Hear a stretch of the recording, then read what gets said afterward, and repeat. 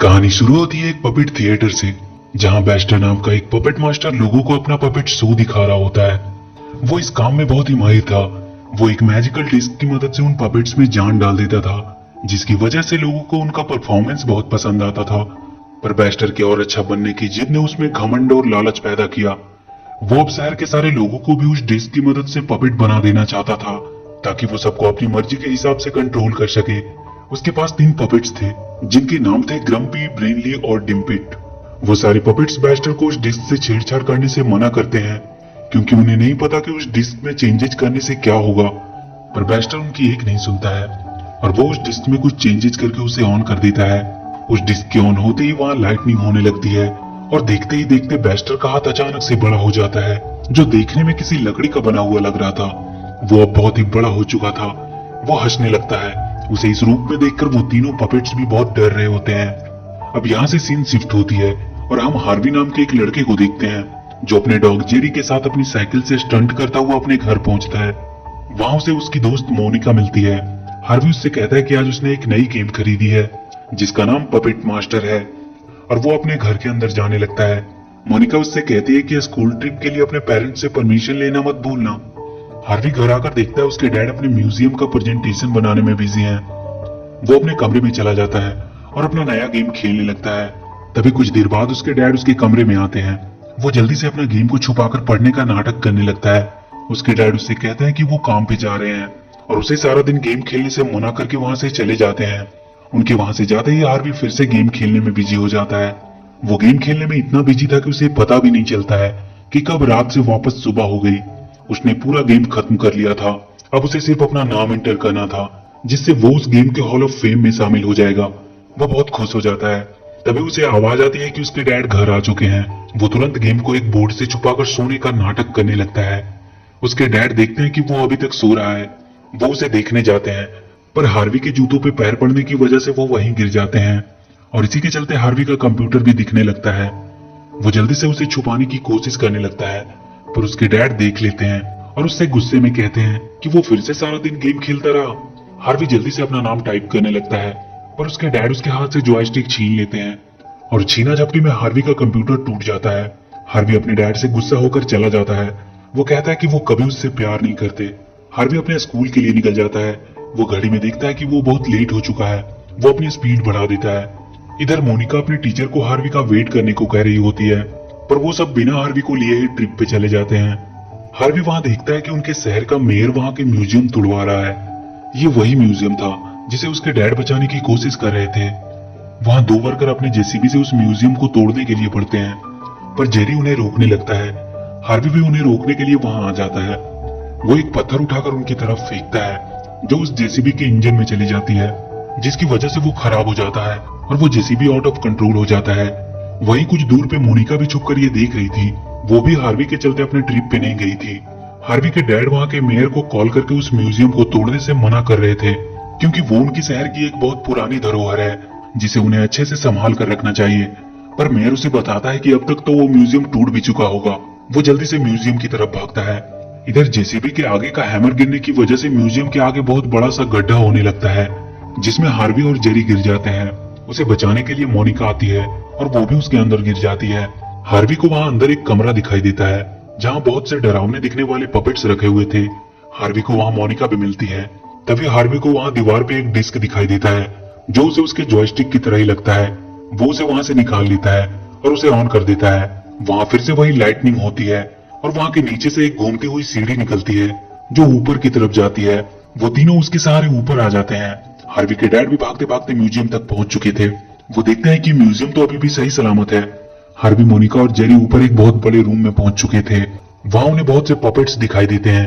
तभी वहां उन्हें वही 3 बेस्टर के पपेट्स दिखाई देते हैं। डैम्पिट ब्रेनी से कहता है कि हार्वी के हाथ में वो मैजिकल डिस्क है, मतलब यही हमारा नया मास्टर है। वो हार्वी से पूछता है कि क्या वो उनका नया मास्टर है। हार्वी कहता है कि वो किसी का मास्टर नहीं है। तब ब्रेनी हार्वी को समझाता है कि उसके हाथ में जो डिस्क है उसी की मदद से पपेट मास्टर सारे पपेट्स को कंट्रोल करता है। हार्वी उसे गौर से देखने लगता है और कहता है कि क्या वो भी इन्हें कंट्रोल कर सकता है। ब्रेनी उससे कहता है कि तुम्हें यह साबित करना होगा कि तुम इस डिस्क की पावर को संभाल सकते हो। उसके बाद तुम एक पपेट मास्टर बन जाओगे और फिर तुम सारे पपेट्स को वापस से जिंदा करके इस थिएटर को पहले की तरह ही खूबसूरत बना सकते हो। मोनिका उनसे कहती है कि ये कोई थिएटर नहीं बल्कि म्यूजियम है जो कि कुछ दिनों में ही तोड़ दी जाएगी। वो तीनों वहां से जाने लगते हैं। तब वो तीनों पपेट उन्हें अपने पुराने मास्टर बेस्टर की कहानी एक प्ले के जरिए बताते हैं कि कैसे उनके मास्टर ने पावर के नशे में अंधे होकर अपने हार्ट को इस डिस्क में डाल दिया, पर उसके बाद उसे इस डिस्क के पावर ने हमेशा के लिए कैद कर लिया। डिम्पिट हार्वी से कहता है कि वो चाहते हैं कि वो उनका नया मास्टर बने और उनके ग्रेटेस्ट मास्टर के हॉल ऑफ फेम में शामिल हो जाए। ये सुन के हार्वी को उसके गेम की याद आती है और वो उनकी मदद करने को तैयार हो जाता है। वो हार्वी को ये डिस्क वहाँ ऊपर सेंटर में रख देने को कहते हैं, जिससे उनके बाकी के पपेट्स जिंदा हो जाएंगे। हार्वी डिस्क के पीछे एक बटन के बारे में पूछता है। ब्रेनी उससे वो बटन को हाथ लगाने से मना करता है क्योंकि इसी की वजह से उसके पुराने मास्टर ने सब कुछ बर्बाद कर दिया था। हार्वी उस डिस्क को फिर से घुमाता है और इस बार उसकी वजह से एक ड्रैगन पपेट वहां गिरता है जो अपने मुंह से आग भी निकाल सकता था और हार्वी उस डिस्क की मदद से उसे कंट्रोल कर सकता था। ब्रेनी हार्वी को वो डिस्क को उसके सही जगह पे रख देने को कहता है जो बिल्कुल उनके ऊपर था। तभी वहां हार्वी के डैड अंदर आ जाते हैं। सारे पपेट्स अपने आप को छुपाने लगते हैं। वो ड्रैगन भी वहीं बेजान पपेट की तरह ही लेट जाता है। हार्वी के डैड उसे वहां देखकर उस पर बहुत गुस्सा करते हैं। वो कहते हैं कि उसने उनके पूरे म्यूजियम को बर्बाद कर दिया। हार्वी अपने डैड को समझाने की कोशिश करने लगता है और उन्हें वो मैजिक डिस्क भी दिखाता है और उन्हें सब कुछ बताता है उस मैजिकल डिस्क के बारे में और उन्हें सब कुछ बताता है उन पपेट्स के बारे में। पर उसके डैड उसकी कोई भी बातों का भरोसा नहीं करते हैं। उन्हें लगता है कि हार्वी हमेशा की तरह बस बातें बना रहा है। हार्वी उस ड्रैगन को उठाकर उन्हें दिखाने की कोशिश करता है पर वो ड्रैगन बिना कोई हरकत किए वैसे ही पड़ा रहता है। हार्वी इस बात से बहुत गुस्सा हो जाता है। वो कहता है कि कभी भी उसके डैड उस पर भरोसा नहीं करते क्योंकि उन्हें सिर्फ अपने म्यूजियम से प्यार है। उसके डैड भी सोचने लगते हैं कि वो हार्वी पे कुछ ज्यादा ही गुस्सा कर गए और वो उस डिस्क को उसे वापस देने लगते हैं। तभी पीछे से ग्रम्पी उन्हें मारकर गिरा देता है और वो बाकी सभी पपेट्स डिस्क को गिरने से बचाते हैं। ब्रेनी वो डिस्क हार्वी को दे देता है और जल्दी से उसे ऊपर वहां लगा देने को कहता है। हार्वी उस ड्रैगन पे बैठ जाता है और ऊपर की तरफ जाने लगता है। उसके डैड उसके पीछे भागते हैं और वो उस ड्रैगन की पूंछ में लटक जाते हैं। किसी तरह हार्वी ऊपर तक पहुंच पाता है। उसके डैड अभी भी वहीं हवा में लटके हुए थे। वो हार्वी को मना कर रहे होते हैं पर हार्वी उस डिस्क को वहां सेंटर में लगा देता है, जिसके बाद वो पूरा म्यूजियम ऊपर आसमान की तरफ जाने लगता है। ब्रेनी उससे कहता है कि ये डिस्क को स्टॉर्म क्लाउड से एनर्जी मिलेगी और सारे पपेट्स जिंदा हो जाएंगे। कुछ देर में ही उनका म्यूजियम स्टॉर्म क्लाउड तक पहुंच चुका था और उससे डिस्क को एनर्जी मिलती है जो वहां बाकी के पपेट्स तक पहुंचती है और वो सब जिंदा होने लगते हैं। पर तभी हार्वी के डैड आकर उस डिस्क को निकाल देते हैं और वो म्यूजियम वापस से नीचे अपने जगह पे आ जाता है। हार्वी अपने डैड पे बहुत गुस्सा करता है कि वो कब उस पे बिलीव करना शुरू करेंगे। वो जाकर डिस्क को उठाता है। वो अब भी काम कर रहा था और तभी वहाँ हॉल ऑफ फेम का बोर्ड उनके सामने उभरता है। वहाँ अब तक के सारे ग्रेटेस्ट मास्टर की लिस्ट में हार्वी का भी नाम होता है। वहाँ के सारे पपेट्स हार्वी की जीत में उसके लिए उसे बधाई देने लगते हैं। तभी हार्वी के नीचे वही सीढ़ी खुलती है और वो सब नीचे के रूम में पहुंच जाते हैं जहाँ वो डरावने से दिखने वाले पपेट्स रखे थे। हार्वी उन सारे पपेट्स को भी जिंदा करने का सोचता है।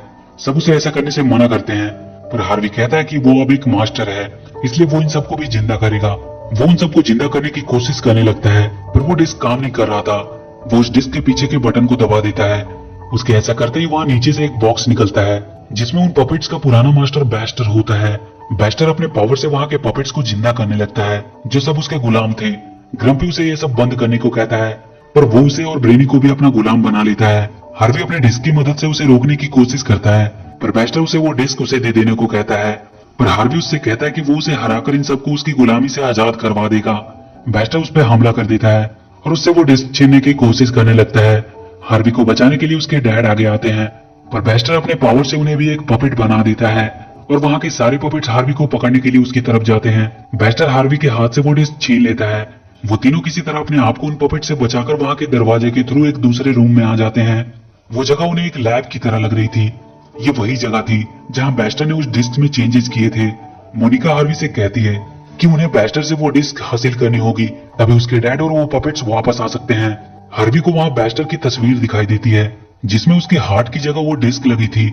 वो अब वहाँ से बाहर निकलने की कोशिश करने लगते हैं। तभी जेरी उन्हें एक रास्ता दिखाता है। वहाँ एक लिफ्ट थी ऊपर जाने के लिए। वो उसके सहारे ऊपर जाने लगते हैं।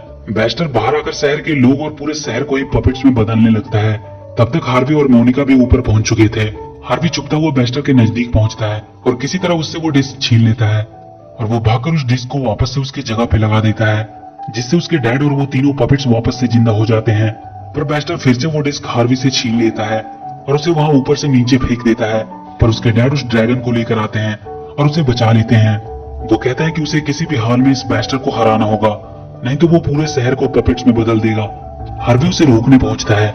वो बैस्टर अपने बैट्स को उस पर हमला करने भेजता है, पर ड्रैगन की आग से वो सारे बैट्स खत्म हो जाते हैं। बैस्टर अब भी अपने पावर से उन पर हमला कर रहा होता है।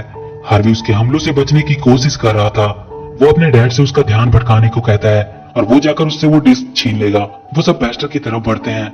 उसके डैड वहां से जंप करके बैस्टर तक पहुंचते हैं और वो जल्दी से कूदकर उसके हाथ से वो डिस्क छीन लेता है, पर बैस्टर मोनिका को पकड़ लेता है और उसके बदले में उससे वो डिस्क वापस मांगता है। हार्वी सोचने लगता है कि इस डिस्क में ऐसा क्या है कि इसे लेने के लिए ये कुछ भी कर सकता है। तब उसे बैस्टर की तस्वीर याद आती है और वो जाकर उस डिस्क को उसके हार्ट के पास लगा देता है, जिसके तुरंत बाद उसके शरीर से ग्रीन कलर्स के गैस निकलने लगते हैं और वो अपने असली रूप में आ जाता है। बैस्टर हार्वी को उसके वापस से असली रूप में लाने के लिए थैंक्स बोलता है और वो गायब हो जाता है। सारे लोग जो पपेट्स बन चुके थे वो वापस से ठीक हो जाते हैं। उस डिस्क को म्यूजियम में रख दिया जाता है, जिसे देखने के लिए बहुत से लोग आने लगे थे और उस पपेट थिएटर को भी शहर के लोगों के लिए फिर से खोल दिया गया। और इसी के साथ ये मूवी यहीं खत्म हो जाती है। तो वीडियो अगर अच्छी लगी हो तो please do like and share the video and please subscribe to my channel and press that bell icon.